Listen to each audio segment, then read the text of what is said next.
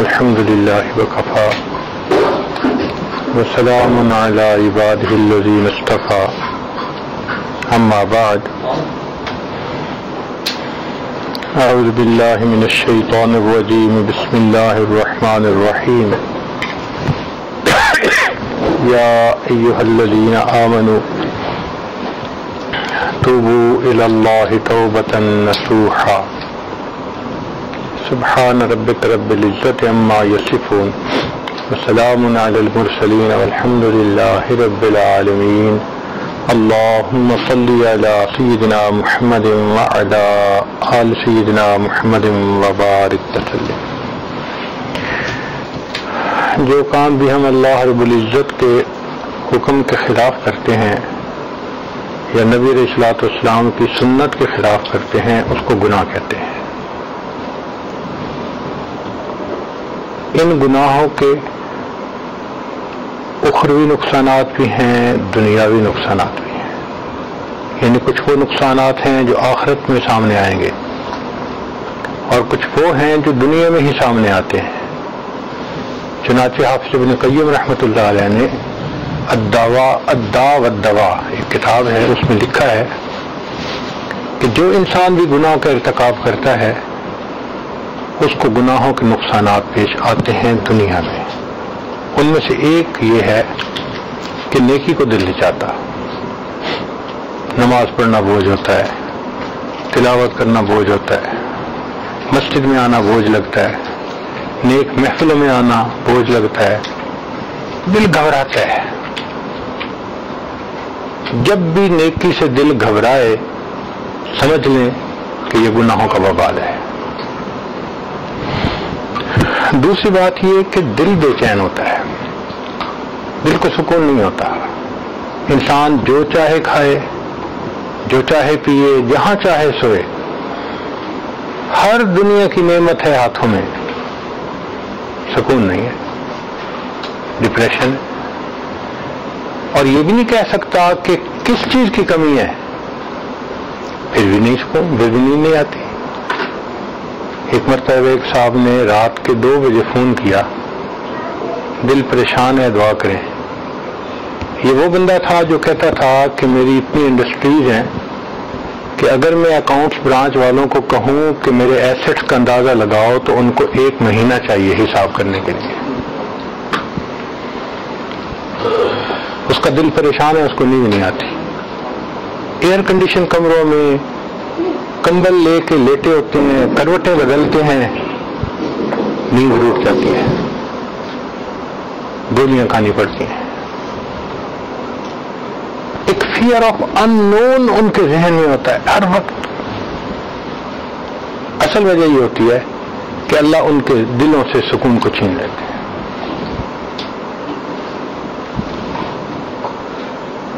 تیسری بات کہ ان کے زندگیوں سے برکت نکل جاتی ہے۔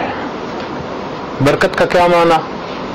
کہ کوئی کام ان کا پورا نہیں ہوتا، ڈیل ہوتے ہوتے رہ جاتی ہے، نوکری ملتے ملتے رہ جاتی ہے، بیٹی کا رشتہ ہوتے ہوتے نہیں ہوتا۔ حضرت لوگ آتے ہیں، بیٹی کو پسند بھی کر جاتے ہیں، خوش جاتے ہیں، پھر جواب ہی کوئی نہیں دیتا، کام نہیں سمٹتے۔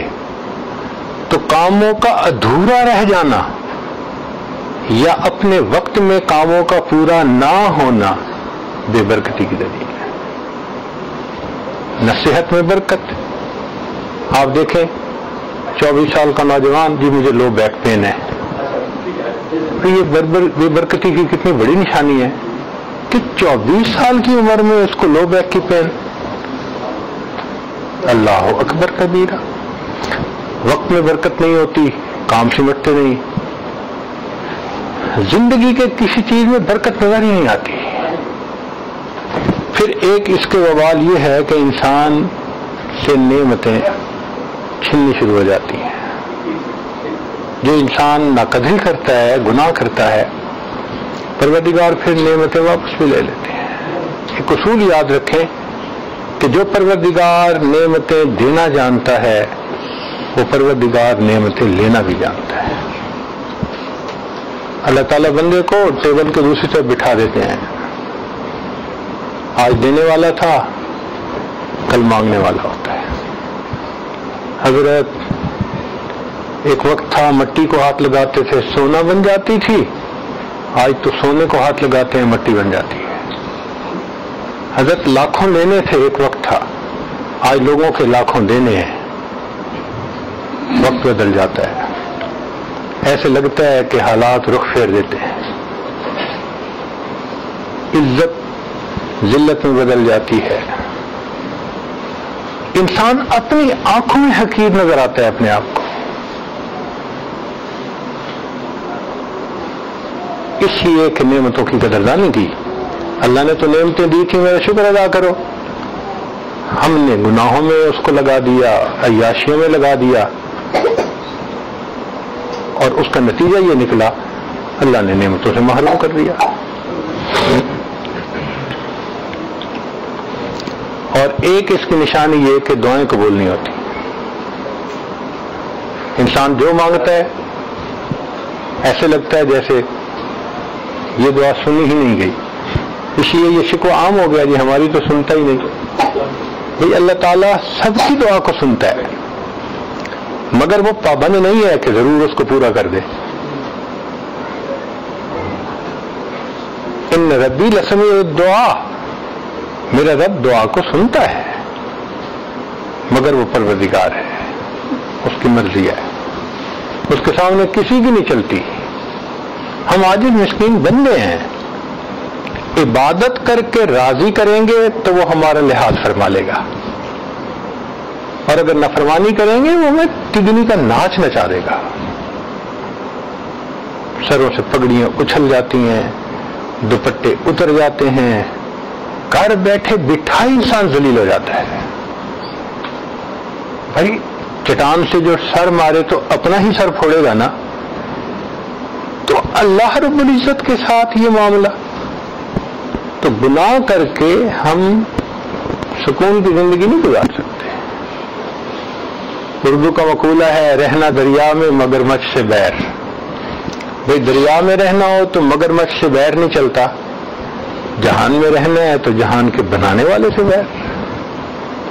اس لیے ہمارے پاس ایک آپشن ہے، دو نہیں ہے، کہ ہم نیکی کی زندگی گزاریں، گناہوں کو چھوڑیں اور اپنے رب کو راضی کرنے کی کوشش میں لگیں.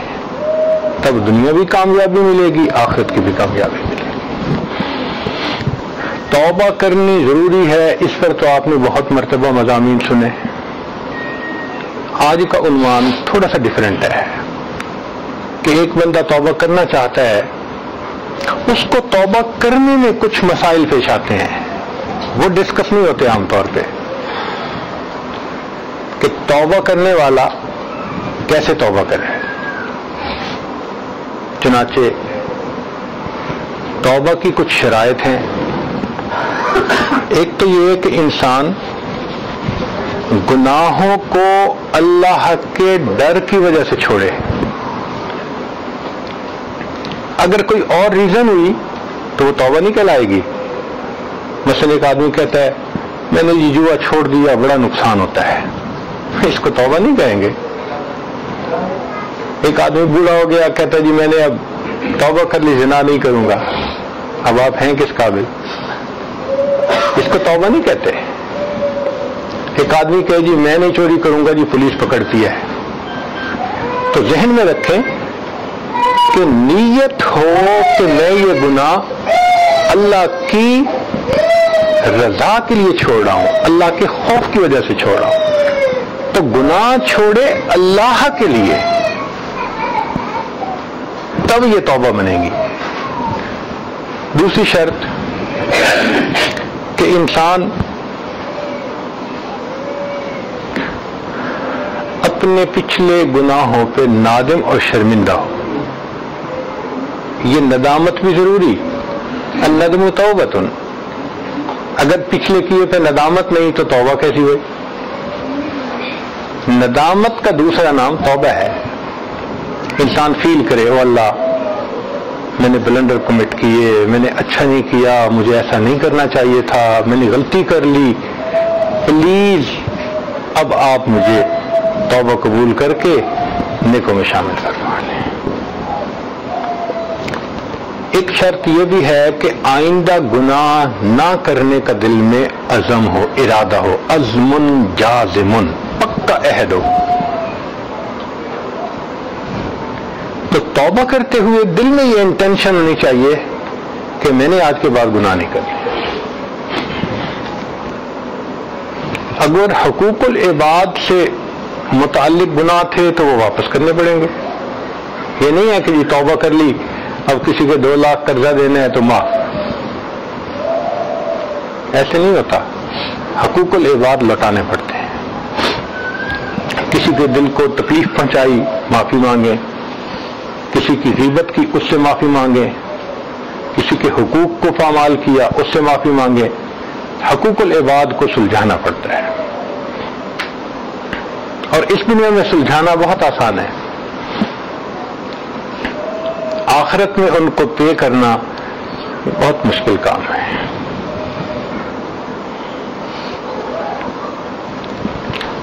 توبہ کرنے والے کو چند کام کرنے چاہیے تاکہ وہ توبہ کے اوپر پکا رہے، واپس نہ لوٹے۔ پہلا کام یہ کہ برے دوستوں کو چھوڑ لیں۔ امام غزالی رحمۃ اللہ علیہ نے لکھا ہے کہ یار بد مارے بد سے بھی زیادہ برا۔ مارے بد فارسی کا لفظ ہے، مار کہتے ہیں سانپ کو، بد سے مراد زہریلا سانپ، کہ جو برا دوست ہوتا ہے وہ زہریلے سانپ سے بھی زیادہ برا ہوتا ہے۔ کیوں؟ اس لیے کہ سانپ ڈس لیتا ہے، انسان کی جان چلی جاتی ہے، برا دوست ڈس لیتا ہے، انسان کا ایمان ہی چلا جاتا ہے۔ اس لیے یار بد مارے بد سے زیادہ برا ہے۔ لیکن اگلی بات امام غزالی رحمۃ اللہ نے عجیب لکھی ہے، اس کو پڑھ کے تو ہمیں بھی حیرت ہوئی۔ لکھتے ہیں کہ یار بد شیطان سے بھی زیادہ برا۔ اب ذہن میں خیال آیا کہ بھائی وہ کلمہ گو تو ہوگا نا، گو فاسق فاجر سے ہی، بدکار سے ہی کلمہ تو پڑھتا ہے، اور شیطان تو بدبخت ہے، اس سے برا کیسے ہو گیا؟ مگر امام غزالی رحمۃ اللہ نے اس کی بھی لاجک دی، بہت خوبصورت بات سمجھائی۔ وہ فرماتے ہیں کہ دیکھو جو شیطان ہے نا، وہ صرف انسان کے ذہن میں گناہوں کا وسوسہ ڈالتا ہے، انسان کے دل میں گناہوں کا وسوسہ ڈالتا ہے، اس سے اوپر تو کچھ نہیں کر سکتا، صرف میسج بھیجتا رہتا ہے گناہوں کے۔ آپ اس میسج کو نہ پڑھیں، میسج کو ڈیلیٹ کر دیں، یہ تو آپ کا اختیار ہے نا۔ وہ کوئی پابند تو نہیں کرتا، پڑھنا بھی ہے، اس پر عمل بھی کرنا ہے، یہ تو ہمارا سویٹ چوائس ہے۔ تو شیطان انسان کے ذہن میں صرف گناہ کا میسج بھیج سکتا ہے، دیٹس اٹ۔ فرماتے ہیں جو برا دوست ہوتا ہے وہ ذہن میں گناہ کا خیال ہی نہیں ڈالتا، انسان کو بازو سے پکڑ کر گناہ کا ارتکاب کروا دیتا ہے۔ اس لیے جو برا دوست ہوتا ہے وہ شیطان سے بھی زیادہ برا ہوتا ہے۔ اور اللہ کی شان کہ ہم روز اللہ سے عہد کرتے ہیں، اللہ ہم نے بروں کو چھوڑ دیا، باوضو کے عہد کرتے ہیں، مسجد میں کھڑے ہو کے عہد کرتے ہیں۔ وتر میں کیا دعا ہم پڑھتے ہیں اکثر ہم میں سے، وَنَخْلَعُ وَنَتْرُكُ مَن يَفْجُرُكَ، اے اللہ ہم نے خلو حاصل کر لیا، چھوڑ دیا ہر اس بندے کو جو فاسق و فاجر ہے۔ تو اللہ سے عہد کیا نا ہم نے، اور دن میں انہی سے دوستی کر رہے ہوتے ہیں۔ اس بے وفائی کی بھی کوئی انتہا ہے؟ تو توبہ کرنے والے شخص کو فاسق و فاجر لوگوں سے الگ ہونا لازمی ہے۔ اس کی مثال یوں سمجھیں کہ اگر ایک موتی کسی گندی نالی میں پڑا ہے، آپ اس کے اوپر پانی ڈالتے رہیں، ٹن پانی بھی ڈال دیں گے نا تو وہ صاف نہیں ہوگا، اس لیے کہ ذرا پانی ڈالنا بند کیا پھر گندا پانی اس کو گندا کر دے گا۔ اور اگر اس سے نکال لیں تو ایک چلو پانی ڈالنے سے وہ صاف پاک ہو جائے گا۔ اس لیے برے دوستوں کی محفل کو چھوڑنا وہ لازم ہے، آپشنل نہیں ہے۔ اس کے بغیر انسان توبہ پہ نہیں جمع رہ سکتا. حقوق العباد کی بھی معافی تلافی اور حقوق اللہ کو بھی پورا کرے. مثال کے طور پہ قضا نماز تھی ادا کرے, زکوٰۃ ادا نہیں کی اتنا عرصہ حساب لگائے ادا کرے. جو بھی اس کے اوپر حقوق ہیں ان حقوق کو پورا کرے, یہ بھی ضروری ہے.